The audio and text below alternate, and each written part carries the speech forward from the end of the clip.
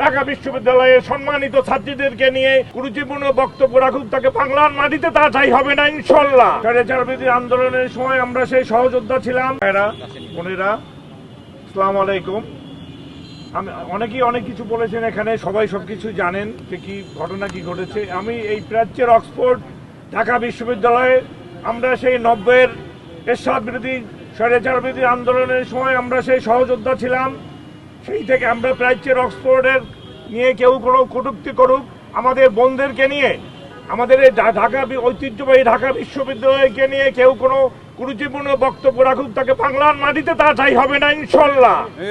বাংলার মাটিতে সেই উদ্ভুত লোকের কোনো ঠাঁই হবে না। আমাদের প্রিয় বোনদেরকে নিয়ে, ঢাকা বিশ্ববিদ্যালয়ের সম্মানিত ছাত্রীদেরকে নিয়ে, সম্মানিত ছাত্রদেরকে নিয়ে যারা গুরুত্বপূর্ণ বক্তব্য করবেন, যিনি করেছেন, তার বাংলার মাটিতে তাকে ইনশাল্লাহ ঠাঁই দেওয়া হবে না।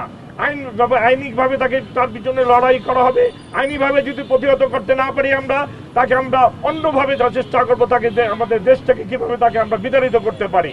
এই বলে আমি বক্তব্য শেষ করলাম। ধন্যবাদ।